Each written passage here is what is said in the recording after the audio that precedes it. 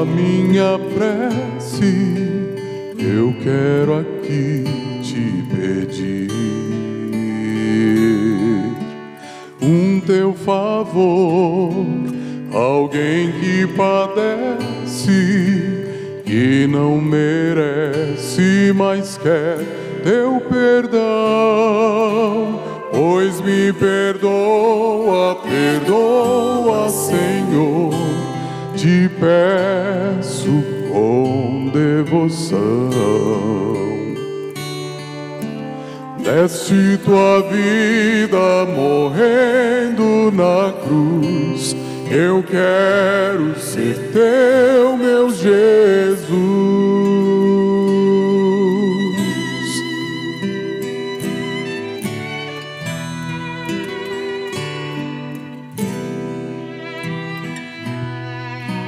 Quantas vezes eu te deixei, não querendo te encontrar. Quantas vezes eu te magoei, sem pensar.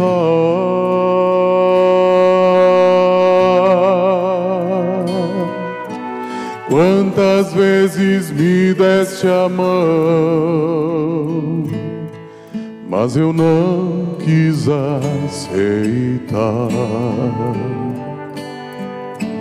Quantas vezes em meu viver te fiz chorar,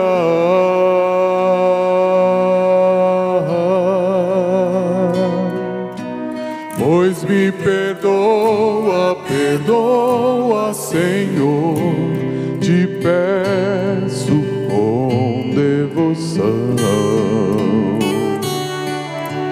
Deste tua vida morrendo na cruz, eu quero ser teu, meu Jesus.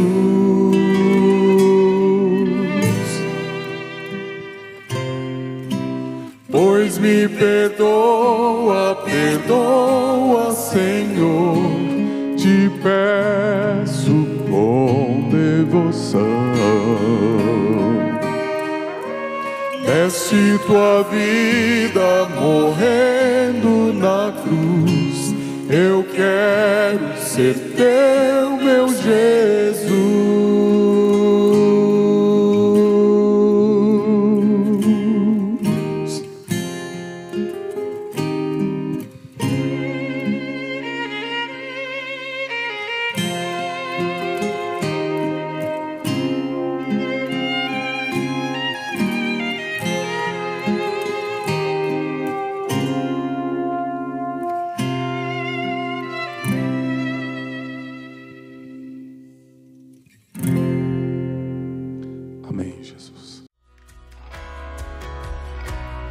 Adorar também é se relacionar com Deus. E neste momento especial, a nossa casa pode ser a melhor igreja à disposição do Senhor. Se podemos cantar, orar e estudar a palavra de Deus, também podemos dedicar a nossa fidelidade a Ele através de nossos recursos. Por isso, para você que já é doador e está se perguntando como fazer isso remotamente, eu quero te lembrar do aplicativo 7Me. Este app é super intuitivo, descomplicado e amigável. Por isso você pode continuar apoiando a sua igreja com total segurança dos seus dados. Baixe o app na Play Store ou Google Play, clique em dizimar e ofertar, preencha com seus dados e o resto é bem simples. E então, é só continuar com seu projeto pessoal de fidelidade com Deus. Como passou a semana? É horrível esse tipo de pergunta que você não pode responder, né? Então, por que ele está perguntando se eu não posso responder? Estou perguntando para criar um sentimento de que eu me preocupo com a sua semana. É óbvio que você não deve falar aqui especificamente para mim como foi sua semana, mas eu quero deixar bem claro para você que o meu desejo é que sua semana tenha sido boa, tenha sido razoavelmente assim satisfatória. Mas nesse sábado de manhã, eu quero mais para você, eu quero te entregar mais. Por isso, eu quero ler a palavra de Deus, a Bíblia Sagrada com você. E nós vamos começar esse culto aqui agora, e eu vou fazer uma introdução para o texto que eu vou ler. A introdução que eu vou fazer é uma introdução longa, para você entender o que eu vou ler depois, tá? Essa introdução é como se fosse realmente um introito longo, para que você entenda o texto que nós vamos ler, para que você entenda a valorização desse texto, o valor do texto que leremos. Por isso farei essa introdução. Mas, para que comecemos a falar aqui, eu quero convidar você a fechar seus olhos e falar com Deus junto comigo. Bondoso Deus, nós vamos ler a Bíblia Sagrada, a Tua Palavra que foi inspirada por Ti. Queremos que o Senhor ilumine a gente nesse momento e que essa leitura traga vida para cada um de nós. Nós estamos no meio de uma pandemia, dentro de uma igreja. Muitos não podem estar aqui, outros estão. Alguns com muito medo, outros com menos medo do que deveria ter. E todos nós estamos aqui, Senhor, com as incertezas da vida diante de nós. E hoje viemos aqui na igreja para ler a Tua Palavra. A gente não veio para outra coisa, Senhor. A gente veio para ler a Tua Palavra, para ser abençoado por Ti. E a gente só pede que o Senhor faça isso por nós. Que a Sua Palavra traga vida em nosso coração. Em nome de Jesus oramos. Amém. Deixa eu perguntar para você, olha. O título do sermão hoje é De Quem é o Reino? De quem é esse reino, o reino dos céus? De quem é o reino? E eu chamo esse sermão de um ensaio sobre o monte da bênção, porque logo mais vocês vão entender o porquê é o monte da bênção. E eu pergunto para você, você tem um testemunho de conversão? Você, se eu pedisse assim para você, vem aqui e conta para a gente o seu testemunho de conversão. Eu perguntaria, Pietro, você tem um testemunho de conversão? Você que está nos assistindo pela internet agora ou em algum outro momento da sua vida ou da história humana, eu pergunto para você, você tem um testemunho de conversão?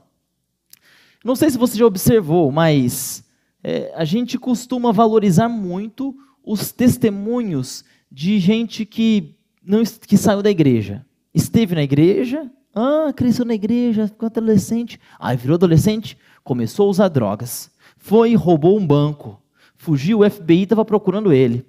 E ele também era o chefe da quadrilha, e tal. E aí, então, um dia, aquela história, sabe assim, emocionante, ele está entre a cruz e a espada, a arma na cabeça, a bala quase para sair, e então o Espírito Santo intervém na vida dele,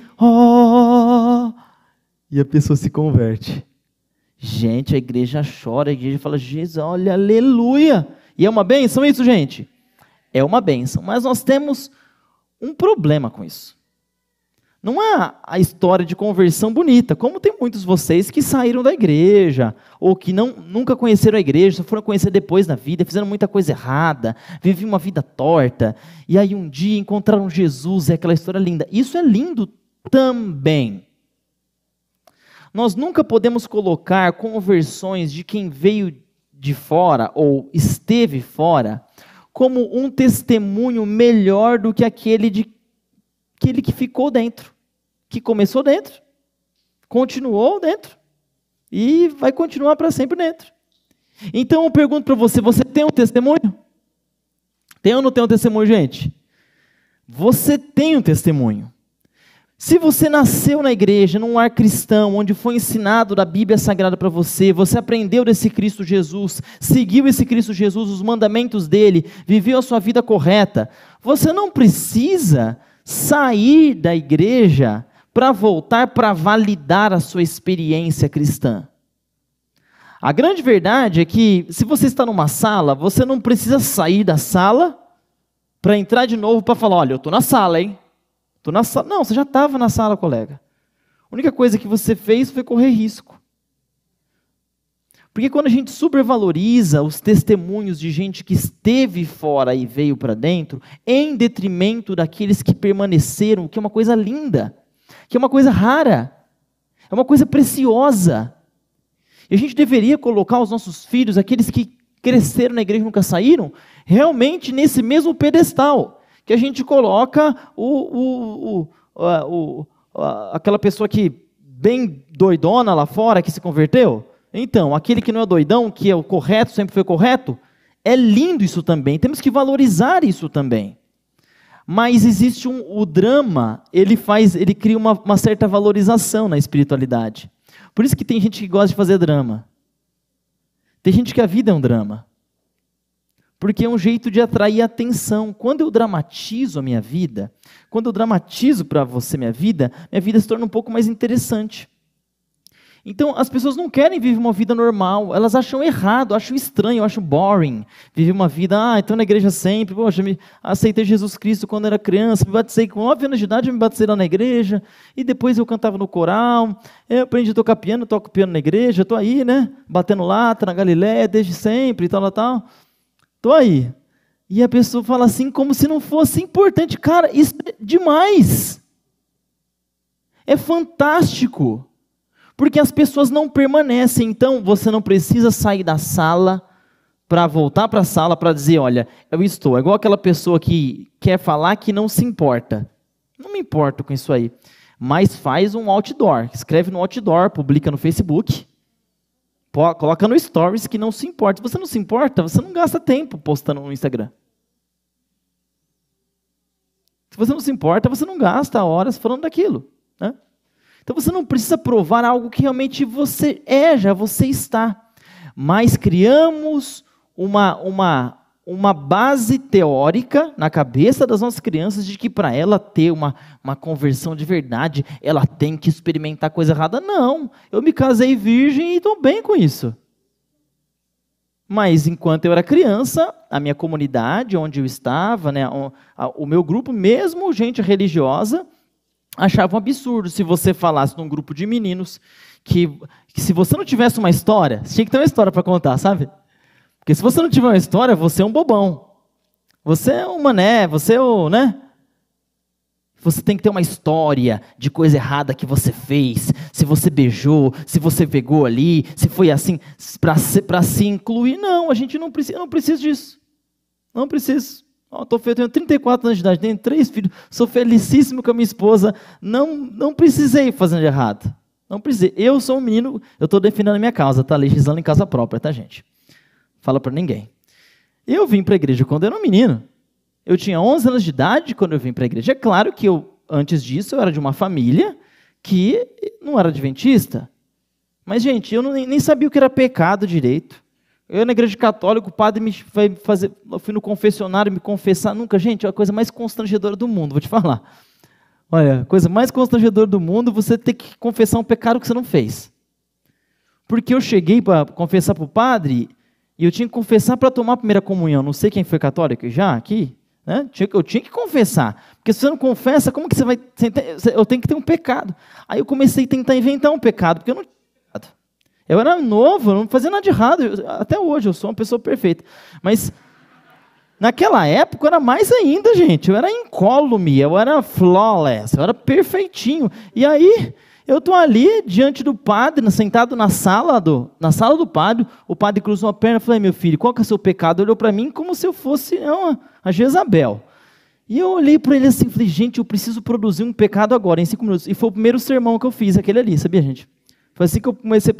Eu desenvolvi uma história que eu pulei na casa do vizinho para pegar uma jabuticaba, que minha vizinha não tinha jabuticaba, e imagina que eu ia pular o muro de alguém. Eu não tenho essa coragem.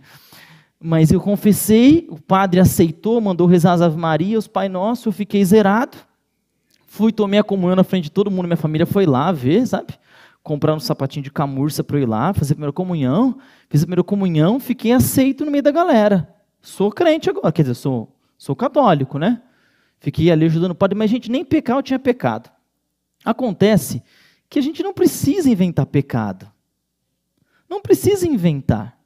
Eu era pastor de uma igreja, onde havia uma menina adventista, sabe, desde bebezinho, e aquela família vegetariana, que, gente, o vegetarianismo não muito severo, mas aquele que existe um equilíbrio humano de lidar com uma sociedade que não é desse jeito, né? Uma coisa equilibrada, é super positivo. E essa família era assim, uma família linda, uma menina cristã e tal. Só que ela estava com esse negócio, chegou no momento, não, porque eu preciso experimentar, porque se eu não experimentar, eu não vou, como é que vai ser minha vida? Eu tenho que experimentar. E um dia, eu não me esqueço disso, gente, ela foi para uma festa uma festa no sábado à noite. A festa começou sábado à tarde. Ela aguentou a tentação e falou, eu vou para a festa só no sábado à noite. Foi no sábado à noite para a festa. Chegou na festa. Tem problema de ir para a festa, gente? Tem? Festa é uma coisa boa, festa do seu parente. Nossa, vai lá, cumprimente seu parente. Só que tinha um toicinho. Sabe o que é um toicinho, gente? Quem sabe o que é um toicinho? Olha, o adventista nem sabe o que é um toicinho, gente. É gostoso, vocês não têm ideia. E ela viu um toicinho. Ela viu o toicinho e falou, é carne de porco, né? Eu nunca comi, vou experimentar. E a menina não comeu a carne de porco? Comeu, mas ela teve uma paralisia.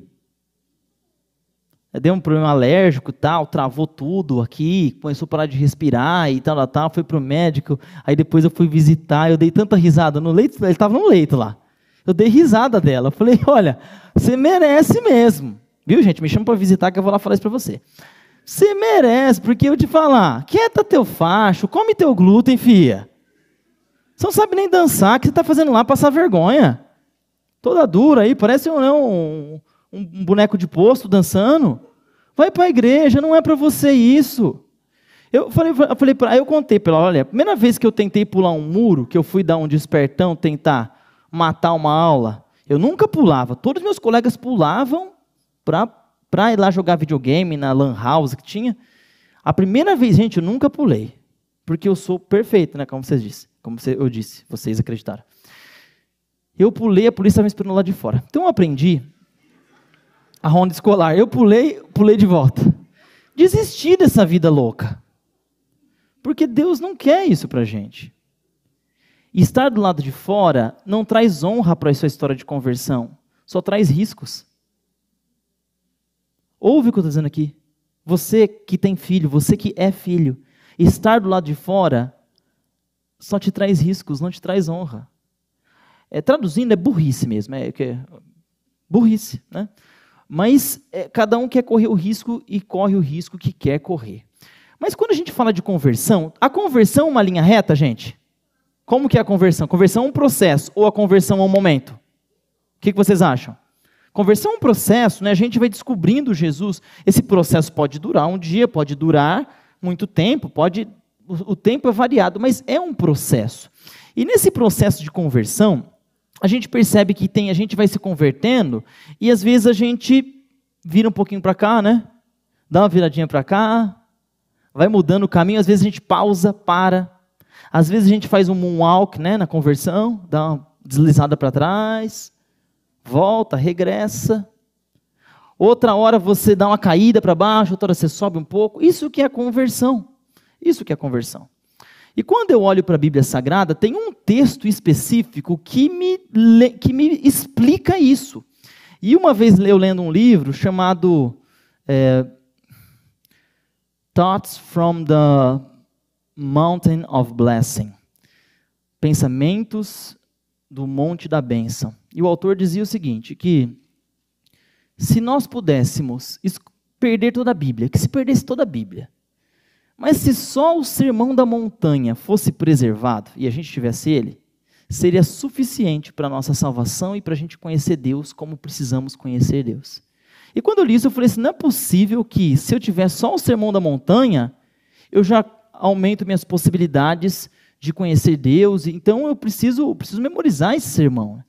E eu decidi pregar esse sermão para vocês, sobre o Sermão da Montanha, exatamente porque ele é cristocêntrico, e ele diz uma coisa que antecipadamente eu vou dizer aqui para vocês, que Deus vai levar todos para o céu, todos aqueles que querem estar lá, obviamente. Deus vai levar todos aqueles que se sentirem adequados lá, que se sentirem bem lá. Tem gente que acha que o céu é uma coisa muito difícil, que eu não vou para o céu porque eu tenho pecado. Meu colega, se essa for a condição para você ir para o céu, você não vai mesmo.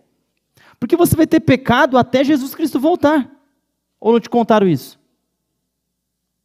Pecado é um estado. Você não muda. Eu queria mudar quando era pequeno, eu queria ser um pouco mais preto, não consegui, o sol não deixou, porque não muda, esse aqui é a minha cor, eu vou pegar a insolação, pegar um câncer de pele, mas eu não vou ser igual aos meus irmãos, que são mais berinjela, assim, mais, né? Eu sou moreninho mesmo, eu sou café com leite, pingado, né, em São Paulo, eu sou isso, esse que eu sou, tenho que aceitar o jeito que eu sou, né? E você tem que aceitar que você é pecador. Eu vou agora guardar o sábado. Ponto para você, parabéns. Eu vou devolver o dízimo, não faz mais que sua obrigação. Eu vou amar as pessoas, demorou para começar. Aí agora, pecador ainda, continua pecador. Porque é uma condição. O que você faz fora é simplesmente um floreio, uma parafernália que a gente cria para convencer a gente mesmo de que é isso que a gente quer no futuro, no caso, o céu. Então Deus vai levar todo mundo para o céu, concorda comigo? Todos aqueles que querem estar lá e que vão se sentir adequados naquele lugar, né? Mas a pergunta do sermão é a seguinte: como Deus se relaciona com a gente nesse processo da conversão? Porque eu falei para vocês que a gente erra, a gente desvia, a gente volta, a gente faz um monte de coisa que não era exatamente pensado. Para a gente entender o Sermão da Montanha, a gente precisa entender um pouco do livro de Mateus. E Mateus, o cara que escreveu o livro, o Evangelho, ele escreveu esse livro para os judeus. Ele escreveu esse livro para convencer os judeus de que Jesus Cristo era Deus. Esse era o objetivo dele. Então ele usa uma palavra repetidamente no livro. E aquilo que foi prometido se cumpriu em Jesus. Se cumpriu, se cumpriu. E se você ler Mateus, vai estar cumpriu, cumpriu, cumpriu. Porque Mateus está falando o seguinte, pessoal, aquilo que estava escrito no Antigo Testamento era para Jesus. Tudo que está escrito lá apontava para Jesus. Jesus era o centro do Antigo Testamento. Mas os judeus não acreditavam tanto assim. Então o que ele fez? Ele estruturou o livro dele para explicar para o leitor que lesse o livro dele que tudo que acontecia no Antigo Testamento era algo que apontava para Jesus. Eu separei, por exemplo, esse paralelo aqui para vocês. Você pode observar que no começo do livro de Mateus tem a genealogia que fala a origem de Jesus para mostrar para os judeus que ele vem de Davi e tal. E então ele fala assim, olha, José teve um sonho. Que José? O José de Maria. José de Maria teve um sonho. Depois do sonho que ele viu o anjo falou para ele que eles tinham que fugir para onde? Para o Egito. Então vai lá Maria, barriguda, né? Com o barrigão, em cima de um animal, eles vão para o Egito, lugar longe, não faz sentido nenhum para mim. Porque se você conhece a região do Oriente Médio, você sair de Jerusalém e ir para o Egito, vocês têm ideia da distância que é? É muito longe.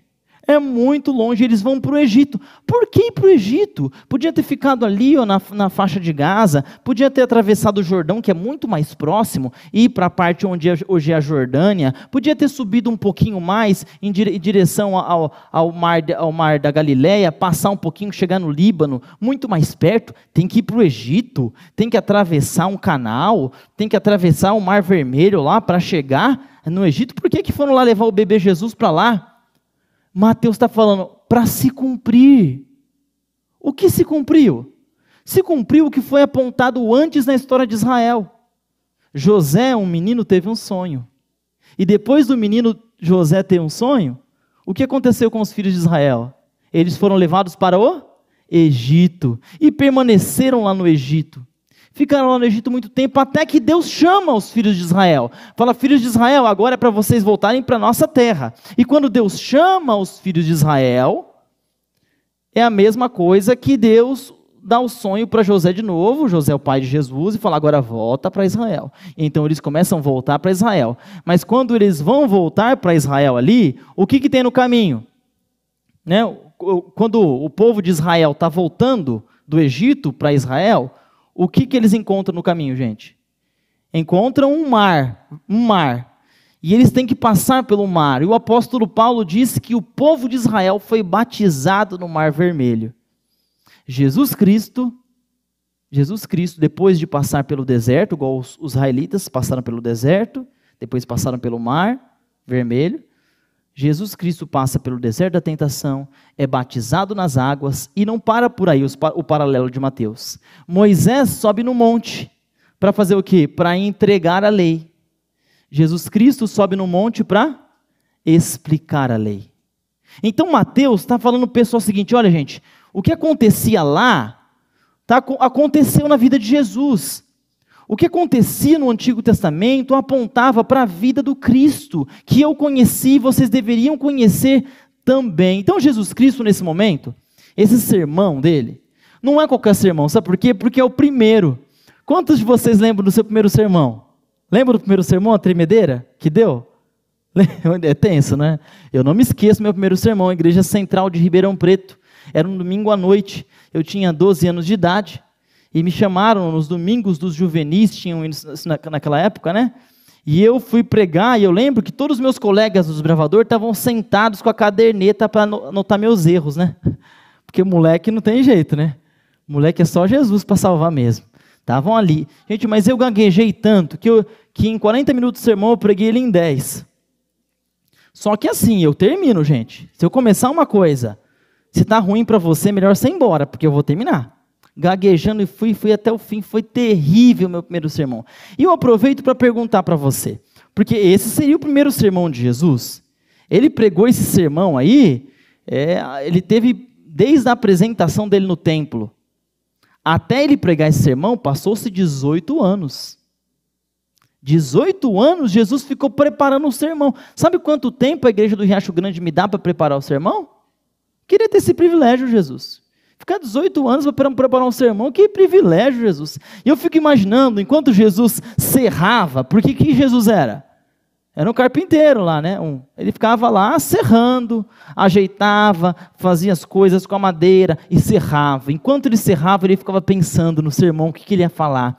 O que eu vou falar para esse povo quando eu tiver a primeira oportunidade de falar para eles o que eu vou falar? E serrava. É possível que ele conversava com o pai dele e falou, pai, o que você acha? Eu quero introduzir com esse quebra-gelo aqui, ó. Será que Jesus pensou assim? Eu acho que não. Ele ficava escolhendo as palavras. Eu acho que Jesus passou 18 anos escolhendo as palavras que ele ia falar no primeiro sermão dele.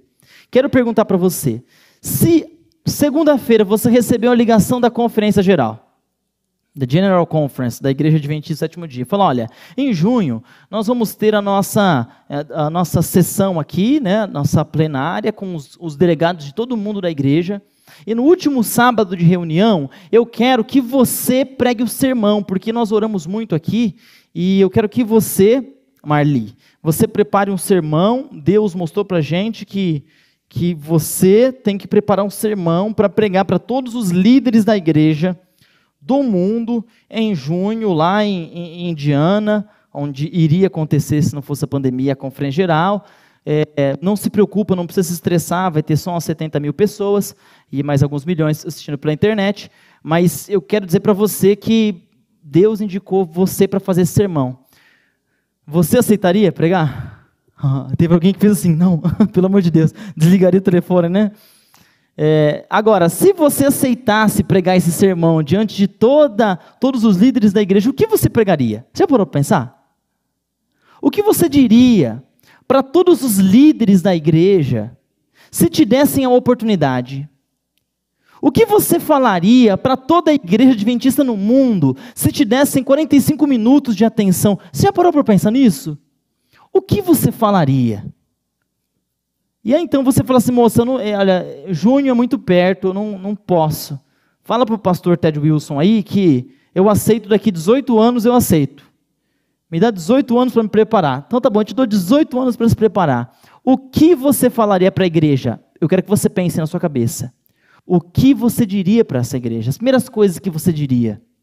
As primeiras coisas. Eu não sei o que você disse na sua cabeça, e nem o que você diria para a igreja se te desse a oportunidade, mas eu sei exatamente como Jesus Cristo começou o primeiro sermão dele.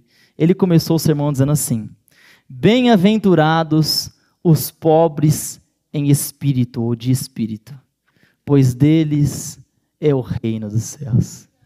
Isso aqui é tão subversivo, que a gente não percebe a loucura que Jesus está dizendo. Para a cultura judaica, porque para o judeu, aquele que é próspero, aquele que tem, aquele que deu certo na vida, esse é o espiritual. Por exemplo, se você não tem esposo, você tem um problema espiritual. Você está com um problema do quê? De pressão alta? Tem algum problema aí, hein? Eu acho que você não está tão perto de Deus. Ah, minha irmã, aconteceu isso com você? Você teve que fazer mastectomia? Porque você enfrentou câncer e teve que fazer? Então, isso aí te coloca abaixo na escala espiritual, na mentalidade judaica. Você é pobre? é porque você é amaldiçoado, porque Deus é o Deus da prosperidade. Se você não tem dinheiro, é porque você está em outra escala espiritual. Essa era a mentalidade deles. Por isso que a gente lê aquela história do jovem rico, que Jesus fala, né, para ele que ele tinha que vender todas as coisas e tal, dar aos pobres e seguir Jesus. Ele não quer fazer isso. E aí depois Jesus fala assim, olha, é mais fácil um camelo passar no buraco de uma agulha do que um rico entrar no reino dos céus. Quando Jesus fala isso, os discípulos falam, o quê? Como assim o rico não vai para o reino dos céus? Porque a riqueza vem de Deus, e se Deus está dando é porque Deus está de acordo com ele. Como assim é muito difícil de um rico entrar no reino dos céus? Jesus começa a subverter o jeito que eles pensavam da vida e pensavam em espiritualidade. E aí então Jesus fala assim, olha, bem-aventurados, felizes são aqueles que são infelizes. Feliz é aquele que não tem, aquele que não é, aquele que é desprovido. E não só de bens materiais, de status e de recursos, mas aquele que é desprovido de espírito.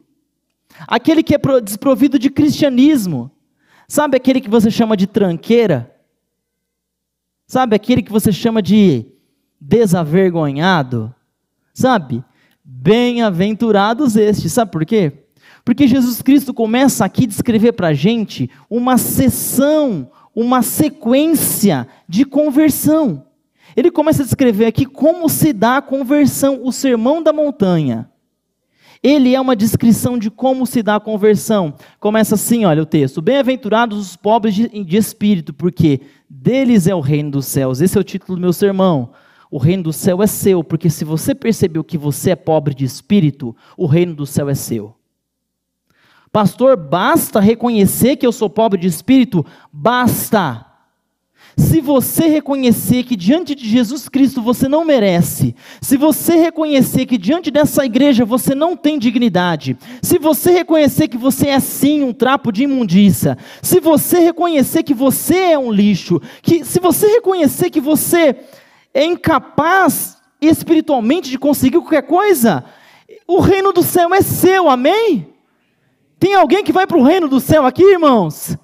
Eu vou para o reino dos céus porque eu reconheço, Jesus, que eu não mereço, eu sou pobre de espírito, eu sou imperfeito, eu sou inconsequente, eu sou intermitente, eu sou falso, eu minto, eu faço um monte de coisas ruins.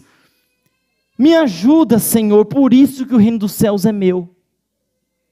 Porque o reino dos céus não é para aquele que se considera rico de espírito. O reino dos céus é para todos aqueles que reconheceram que são incapazes. Jesus começa por aí. Então ele vai e fala assim, bem-aventurados os que choram, pois serão consolados. Depois que a gente reconhece que a gente não vale nada, que a gente é ruim, que a gente vale pouco, né? Valer nada é muita coisa, né? A gente vale pouco. O que acontece com a gente? Existe um luto por nós mesmos. Quantos de vocês estão sofrendo há muito tempo com seus pecados? Quantos de vocês entram aqui na igreja e faz a sua oração, mas no fundo fica aquele receiozinho? Poxa, eu estou falando com Deus, estou aqui, me chamaram para cantar, mas será que eu estou ok com Deus? Será que eu não tenho um pecado? Será que eu não tenho um comportamento basal que é errado? Aí você fica sempre nessa, você fica de segunda. Sabe quando você está de segunda no carro? Você fica de segunda, qualquer coisa você tem que fugir, porque Deus pode mandar um raio, uma coisa assim. Você fica esperto, você frita o peixe olhando para o gato, porque você não tem exatamente certeza de que você foi aceito. E aí você vive esse luto, o luto pela morte que você traz para você mesmo. Mas Jesus fala assim, bem-aventurados os que choram pelos seus próprios pecados.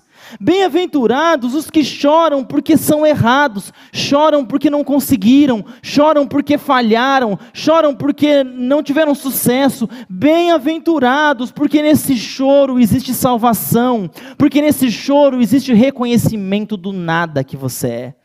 E então Jesus continuou, falou assim, bem-aventurados os humildes, pois eles receberão a terra por herança. Quando você reconhece que você é pobre de espírito, você chora porque você é pobre de espírito, e esse choro talvez dure anos. Eu estou falando aqui para gente que chora por dentro há anos, pela sua condição imperfeita. E eu não é para um, não. Não é para um que eu estou falando isso, não. não é só para um. Que chora por dentro, põe um sorriso no rosto, põe um terno, uma gravata, um vestido, uma maquiagem. Mas quando entra na igreja e percebe a presença de Deus, sabe que aqui dentro é necessário que haja choro. Porque a situação por dentro não é tão bonita como por fora é. Acontece que isso gera humildade. Quando você percebe que você é pecador, que você erra muito, que você faz coisas imperfeitas, que você não é aquilo que você acha que deveria ser, o que Deus pretendia que você fosse, você percebe o quê? Você percebe que você tem que perdoar o outro, que você não é melhor que o outro. Aí para de ficar apontando o dedo. Sabe aquela irmã? Olha, vou te dizer, vê se aquilo é crente. Vê se aquilo é jeito de crente funcionar, de crente falar, de crente fazer as coisas. Não é o jeito de o crente fazer. Quando você se coloca no seu lugar, você olha para o outro e fala assim, nossa, ela é assim, mas olha, eu tenho coisas às vezes até pior. Então o que eu posso fazer para ajudar ele? Essa semana alguém me mandou um post na internet de uma faxineira que postou assim, no Facebook dela, postou assim, ó, faço com 2 S's, né? Faxina com CH, não tinha uma palavra certa, sabe? E ela foi fazendo um anúncio dela no Facebook, assim, com todas as palavras bem erradas e tal. E no post dela tinha gente colocando o smilezinho de risada, porque a pessoa não sabe escrever direito. E ela está oferecendo a faxina dela por R$80, a pessoa está oferecendo a faxina. R$80. E alguém embaixo, alguém fez uma arte, né, no Photoshop ali, com as informações dela, Cláudia, tal, eu faço com o português correto, e mandou para ela. Ao invés de ficar rindo, a pessoa falou assim, eu não vou rir da limitação do outro. Eu vou fazer o quê? Eu vou ajudar o outro naquilo que ele é imperfeito. Porque é possível que eu tenha imperfeições, que eu vá precisar de ajuda de alguém. E mesmo que eu não precise, eu tenho imperfeições tanto quanto as dele. Então, é uma maneira de se igualar. Jesus fala assim, se você se tornou humilde, você está no processo da conversão. E Jesus continua falando assim, olha, bem-aventurados os que têm fome e sede de justiça, pois serão satisfeitos. Quando a gente se torna humilde, a gente fica querendo equalizar o mundo. É por isso que você traz uma cesta básica para a igreja. É por isso que você dá oferta na escola sabatina, para que, como a minha filha Laura falou hoje de manhã, falou, papai, a gente tem que dar ofertinha para a igreja lá de longe ficar bonita como a nossa igreja é. Porque você quer justiça. Você acha que é justo você ter a condição financeira que você tem? É claro que não é justo. Quem que criou essa ilusão na sua cabeça? Você acha que é justo você ter a vida que você tem? O seu luxo? Você acha que é justo você chegar na sua casa, sentar no seu sofazinho, né?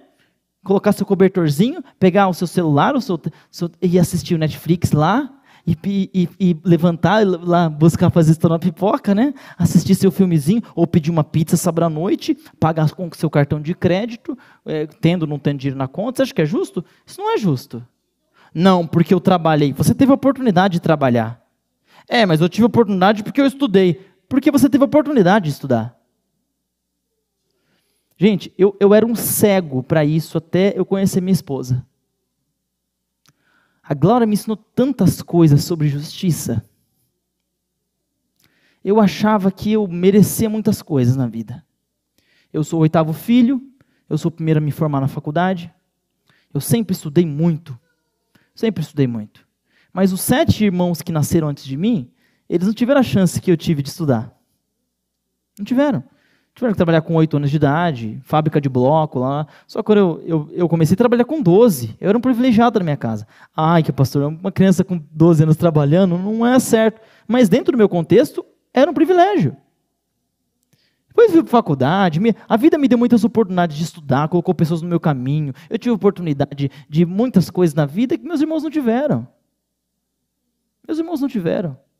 Aí eu chego junto dos meus irmãos e falo, sabe o que é, gente? Aqui eu sou diferente, né? Reconheceram que eu sou perfeito desde pequeno? Sou diferente, eu me esforcei mais. Tenho mais garra, eu tenho mais, motor. Tenho mais combustível que os outros. Então, a minha vida hoje é um reflexo daquilo que eu sou. Será que se eu tivesse sido colocado na situação de outra pessoa, Será que se eu tivesse nascido em uma casinha, um casebrezinho lá em Bangladesh, se eu tivesse que hoje acordar para fazer um Nike, para ganhar $1 no dia, olha lá, será que minha vida seria assim mesmo? Quando a Bíblia fala de justiça, quando a gente dá uma esmola, a gente não está fazendo um favor, a gente está fazendo justiça. Quando a gente dá uma oferta, a gente não está fazendo um esforço espiritual, a gente está fazendo justiça. Quando você cuida de alguém que não é cuidado, você não está fazendo grande coisa, para de se achar por isso, você está fazendo o mínimo, você está fazendo justiça. O processo da conversão consiste em fazer justiça. O sadik, na Bíblia Sagrada, é aquele que equaliza a sociedade. É aquele que faz que aquele que não tenha, tenha algo. Que ele entende que aquilo que ele tem é bênção de Deus, não é dom dele. E por vir de Deus, ele contribui, ele espalha, ele divide com aqueles que não têm. E Jesus começa a levar a gente nessa caminhada. E ele fala, vocês entenderam o que é conversão? Quantos convertidos temos aqui hoje? Tem gente convertida aqui? Amém? Amém? Louvado seja Deus. Amém. Bem-aventurados os puros, os misericordiosos primeiro, pois obterão misericórdia. Começa a ter misericórdia daqueles que são desafortunados. Então, bem-aventurados os puros de coração, pois verão a Deus. É interessante que as pessoas hoje tentam paz, essa pureza, o coração limpo de pensamentos ruins, como? Através do yoga, através de meditação, né? Um dia eu cheguei em casa e o Samuel estava sentado no sofá, assim, Eu falei, Jesus, o que é isso, gente? Aí explicou que estava vendo os desenhos de ciência lá e o professor de ciência mostrou um negócio lá que era meditar. Eu já falei, mandei ele desfazer aquelas pernas. Falei para ele que a única paz que é possível conseguir é através de Jesus. Você pode até ficar calminho assim, mas para ter um coração puro é só através de Jesus Cristo. E essa pureza, de onde vem essa pureza, gente? A pureza vem do amor. Porque você tem amado ali, você parou de ficar pensando em si, parou de ficar pensando nos seus pecadinhos, eu pequei, eu fiz isso, eu fiz aquilo, agora começou a pensar no pecado do outro e falou, nossa, ele peca como eu. Aí depois de parar de pensar em pecado, erro do outro, erro meu, eu começo a pensar no ser humano. Então como que eu vou atender o ser humano? Aí a conversão leva a gente para o espaço do amor. E nesse espaço do amor, o coração fica puro, porque você para de se preocupar com as suas frescuras.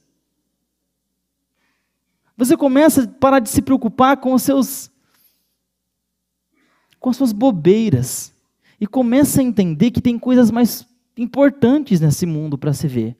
Então seu coração fica puro dos seus problemas. E aí você consegue dar sequência na sua vida cristã.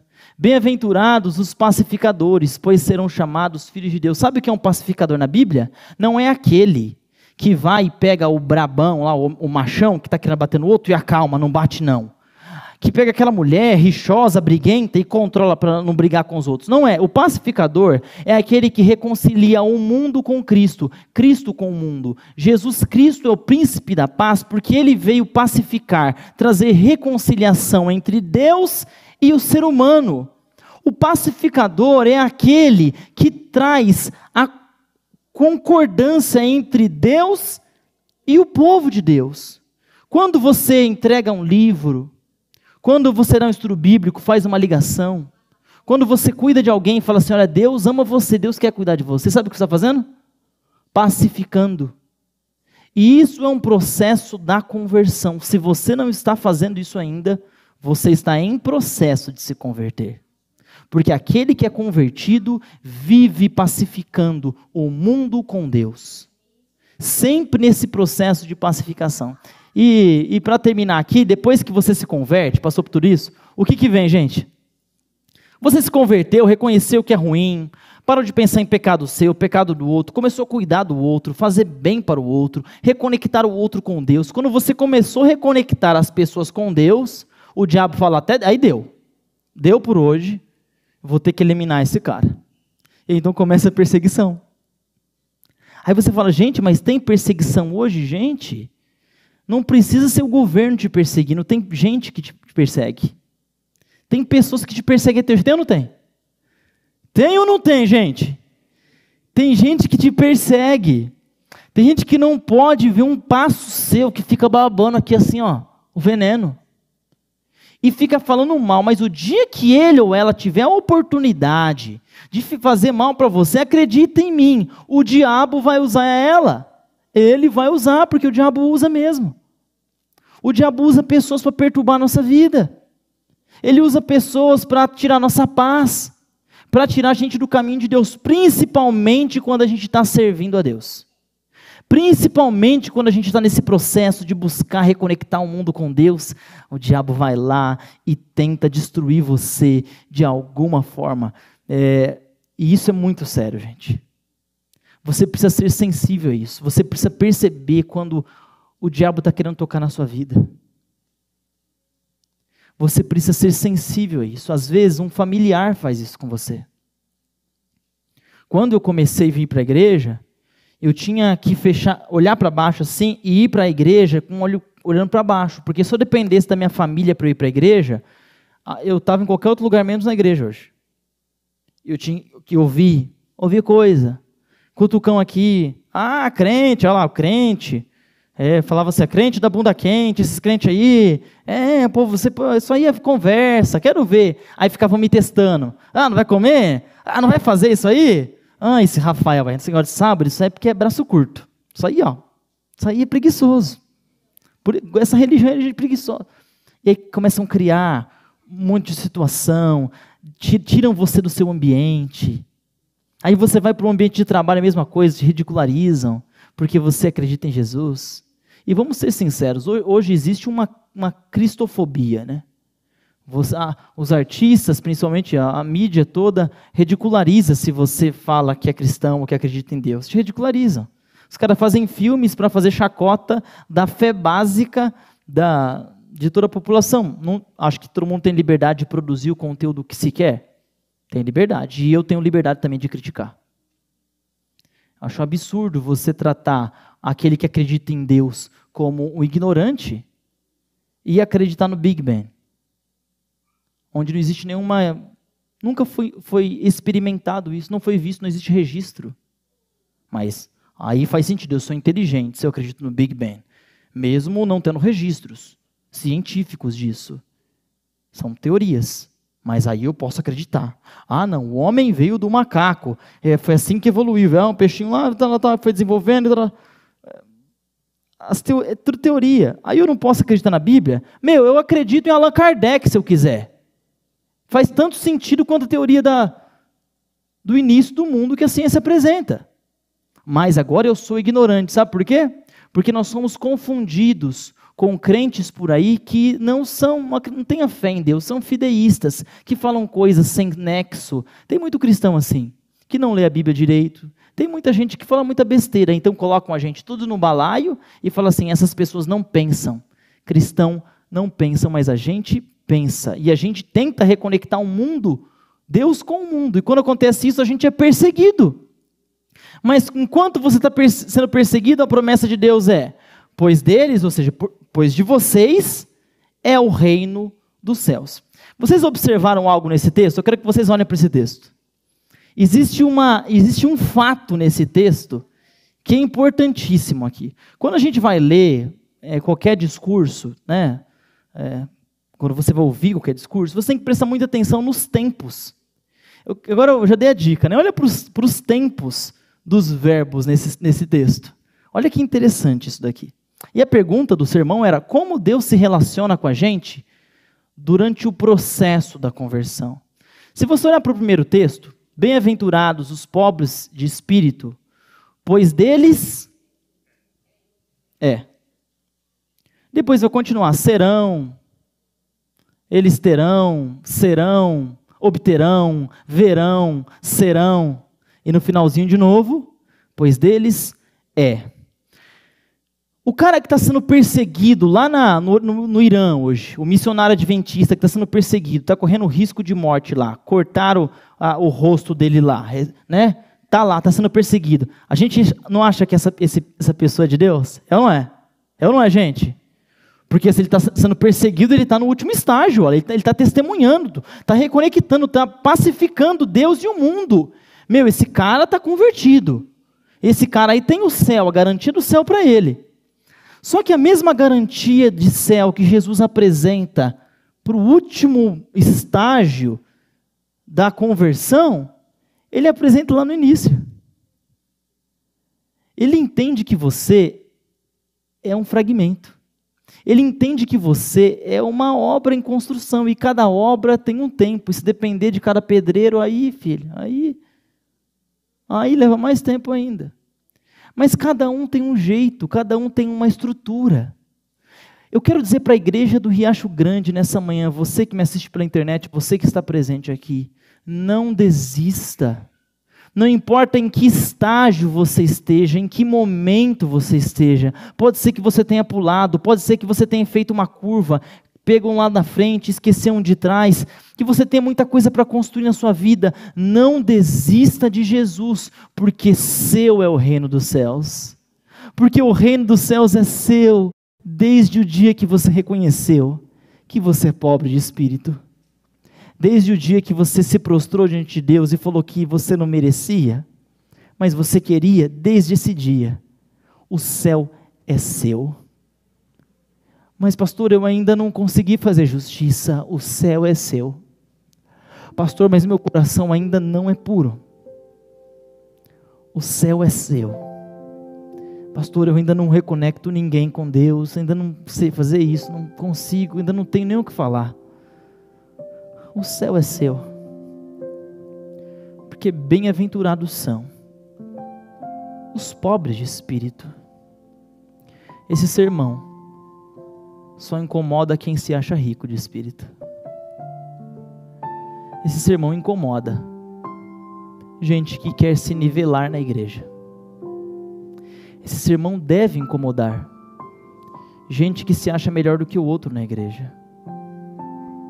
Porque bem-aventurados são os pobres de espírito, porque deles não será, o reino dos céus. Tome posse do reino, aproveite o reino, mas não desista da caminhada, porque aquele que tem uma promessa dessa, fará de tudo para que o reino se torne realidade para outras pessoas também. Feche os seus olhos e ore comigo. Bondoso Deus, nós te agradecemos porque o reino é nosso. Te agradecemos porque desde o início o reino é nosso. Te agradecemos porque no meio da caminhada o reino é nosso. Te agradecemos porque mesmo quando somos inconstantes e tortos, imperfeitos na caminhada, o reino é nosso. Pela tua graça, pela justificação concedida por Cristo Jesus, pela autoridade de Deus e pelo amor infinito, o reino é nosso, Senhor. O reino do céu é nosso. E hoje aqui, cada um na sua caminhada, do jeito que se anda, da melhor forma que se pode, queremos pedir que o Senhor nos ajude a vivermos todas essas experiências, a experiência da pobreza, Senhor, a experiência da humildade, do coração puro, a experiência da misericórdia, Senhor, a experiência, se for da Tua vontade, Senhor, da perseguição, porque sabemos que se formos perseguidos por Teu nome, isso é uma honra para a gente, mas que no final das contas, em detrimento do estágio, do momento, do percurso, que a gente nunca se esqueça que o reino é nosso, e que sábado que vem, quando as pessoas entrarem aqui nessa igreja, que ninguém entre como um mendigo, que ninguém entre como se não fosse digno, que ninguém entre como se fosse a escória, mas que todos entrem nessa igreja sabendo que o céu é deles, o céu é meu, o céu é seu. A minha humildade é diante de Deus, a minha humildade é espiritual, mas ao mesmo tempo que todos nós temos a intrepidez, a coragem de olhar para o céu com uma previsão possível e real para cada um de nós, por pior que sejamos, em nome de Jesus, amém.